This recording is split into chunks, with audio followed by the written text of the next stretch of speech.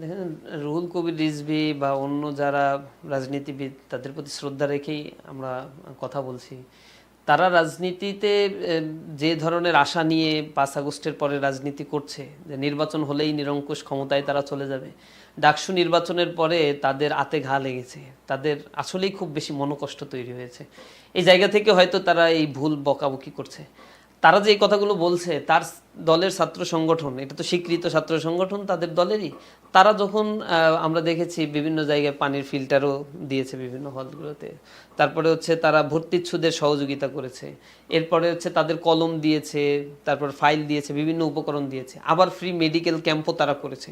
তো তারা কেন এই চ্যারিটি কাজগুলো করছে? এটা কি কোনো ছাত্র সংগঠনের কাজ? ছাত্র সংগঠনের কাজ তো প্রেশার ক্রিয়েট করে ক্যাম্পাসে অথরিটির মাধ্যমেই সব কিছু বাস্তবায়ন করানো। এই চ্যারিটির কাজগুলো তারা করেছে কেন? এই প্রশ্নটা তো আমার এখন তাদের কাছে, যদি তারাই বলে থাকে যে এইসব কাজ ছাত্র সংগঠনের না। ইসলামী ছাত্র শিবির যেই কাজগুলো করেছে সেগুলো তাদের নিজস্ব অর্থায়নে ফান্ডের মধ্য দিয়ে ছাত্র কল্যাণমুখী কাজ। আমাদের সমাজের ছাত্রদের যে অভাব, এই নিড পূরণ করার মতো যথেষ্ট পরিমাণে রিসোর্স ইউনিভার্সিটি বা শিক্ষা প্রতিষ্ঠানগুলোর নাই। এ কারণে সম্মিলিতভাবে সকলকেই কোনো না কোনো ফরম্যাটে এগিয়ে আসতে হয়। এই বাংলাদেশের সরকারের উচিত হচ্ছে প্রাইমারি থেকে হায়ার এডুকেশন পর্যন্ত সবার শিক্ষা কাঠামো দেয়া, শিক্ষার ফ্যাসিলিটিসগুলো তাদের অ্যাভেল করা। তারা কি আসলে পারে? 6 লক্ষ স্টুডেন্ট এই বছর এসএসসিতে ফেল করেছে। তো এই 6 লক্ষ স্টুডেন্ট তো দেশের নাগরিক, তারাও তো ট্যাক্সের টাকা দেয়, তারাও তো সামহাও এই দেশের সমান সুযোগ সুবিধা লাভের অধিকারী। এই 6 লক্ষ স্টুডেন্টদের নিয়ে কে কাজ করে? এই সরকার কি কাজ করে? কিছুই করে না তারা। আমরা এই 6 লক্ষ স্টুডেন্টকে নিয়ে যদি কোনো কাজ করি, তখন যদি রুহুল কবির রিজভীরা যদি বলে যে এই কাজ কি তোমার, এটা গভর্নমেন্ট করবে, আসলে গভর্নমেন্টের করার কথা তারা করছে না। যখন করছে না তখন আমরা যদি করি, এগুলো অ্যাপ্রিসিয়েশন করা উচিত, তাদের গাত্রদাহ হওয়া উচিত না। যখন দেখছে যে তারা কাজের মাধ্যমে ইসলামী ছাত্র শিবিরের জনপ্রিয়তায় মানে পেরে উঠছে না, তাদের রাজনীতি তো হচ্ছে মানে ব্লেম দেয়ার রাজনীতি, মিথ্যাচারের রাজনীতি, দায় চাপানোর রাজনীতি। এই রাজনীতি তারা 1 বছর করছে এবং মানুষের কাছ থেকে প্রচুর পরিমাণে চাঁদা উঠাইছে, লুটতরাজ করছে। এইগুলো রুহুল কবির রিজভী সাহেব আর একটা কথা বলছেন যে 16টা ইউনিভার্সিটিতে নাকি জামাতপন্থী শিক্ষক আছে বা হচ্ছে বিসি আছে। তো 16টা ইউনিভার্সিটিতে জামাতপন্থী বিসি, একজন বিসিকেও সে দেখাইতে পারবে না জামাতের কোনো পোস্টের নেতা ছিল। তো 16টা ইউনিভার্সিটির বাইরেও তো এ দেশে আরও 100-র অধিক ইউনিভার্সিটি রয়েছে। বাদ বাকি ইউনিভার্সিটির ভিসিগুলো কাদের? মন্ত্রণালয় সচিবালয়গুলো কাদের ইশারায় চলে? প্রত্যেকটা জায়গায় তাদের বিএমপির লোকগুলো তারা সেটেল দিয়ে রাখছে।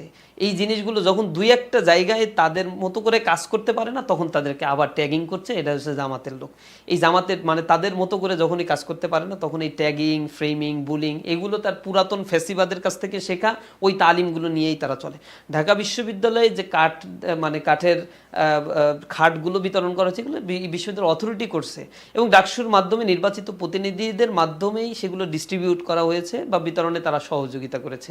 এর বাইরেও ইসলামী ছাত্র শিবিরের যে কল্যাণমুখী কাজ, এগুলো ইসলামী ছাত্র শিবিরের শুধু শুভাকাঙ্ক্ষীরা, অ্যালামনাই যারা সংশ্লিষ্ট বিশ্ববিদ্যালয়ে রয়েছে, ওই বিশ্ববিদ্যালয়ে তারা পড়াশোনা করেছে, ওই বিশ্ববিদ্যালয়ের ছাত্রদের মানে কি প্রয়োজন বা কতটুকু সুযোগ সুবিধা দেওয়া প্রয়োজন যেটা প্রশাসন দেওয়া উচিত দিতে পারে না, অ্যালামনাইরা সেটা উপলব্ধি করে। তারা প্রফেশনাল ওই জায়গায় যাওয়ার পরে তারা যদি এইখানে তাদের ছোট ভাইদের জন্য কিছু কন্ট্রিবিউশন করতে চায়, নিঃসন্দেহে রিজভী সাহেবদের এটাতে আপত্তি থাকার কথা না। আমি জানি না যে তারা কোন ধরনের রাজনীতি আসলে এই দেশে করতে চায় বা কোন ধরনের রাজনীতি দিয়ে মানুষের মন তারা জয় করতে চায়। আমরা মনে করছি তাদের এই কথাগুলো মানে ইসলামী ছাত্র শিবিরের যে এই বিজয়, এতে ঈর্ষান্বিত হয়েই তারা বলার চেষ্টা করছে এবং স্বাভাবিকভাবে মানুষেরা এটা খুব ভালোভাবে নিচ্ছে না। আমরা তাদের কাছে অনুরোধ জানাবো, আমরা তাদেরকে আসলে কখনোই আমাদের প্রতিদ্বন্দ্বী মনে করি না, আমরা তাদেরকে প্রতিযোগী মনে করি। ভালো কাজের ক্ষেত্রে তারাও প্রতিযোগিতা করবে, আমরাও প্রতিযোগিতা করব এবং পারস্পরিক প্রতিযোগিতার মধ্য দিয়ে রাজনীতি হবে কল্যাণমুখী, জনগণের জন্য, জনগণ বা সাধারণ মানুষ এর থেকে উপকৃত হবে। যদি সেই রাজনীতিটা করতে পারে, এটাই হবে কল্যাণকর। তাদের বা হচ্ছে এর আগে আওয়ামী রাজনীতিগুলো আমরা যেটা দেখেছি, কোনো রাজনীতিবিদের নেতাকর্মী এই দেশে লেখাপড়া করে, নেতাকর্মী ছেলে মেয়ে লেখাপড়া করে না, একটু পেটে ব্যথা হলে সিঙ্গাপুরে তাদের চিকিৎসার জন্য চলে যেতে হয়। তারা কি আসলে এই দেশকে ভালোবাসে? এই জুলাই আন্দোলনে বিএমপির কয়জন নেতাকর্মী নিহত, বিএমপির সেলের কয়জন নেতাকর্মীর ছেলে মেয়ে কয়জন নিহত হয়েছে বা হচ্ছে রাস্তায় নেমেছিল, এগুলো মানে ঘেটেও দেখাতে পারবেন না। সব হচ্ছে তারা বিদেশে অবস্থান করে, একটা বড় অংশ, মেজরিটি পোর্শনই হচ্ছে বিদেশে লেখাপড়া করছে, আলিশান জীবনযাপন করছে। তো রাজনীতিবিদরা তো তাদের দেশের শিক্ষার প্রতি আস্থাশীল না, তাদের দেশের চিকিৎসার প্রতি আস্থাশীল না।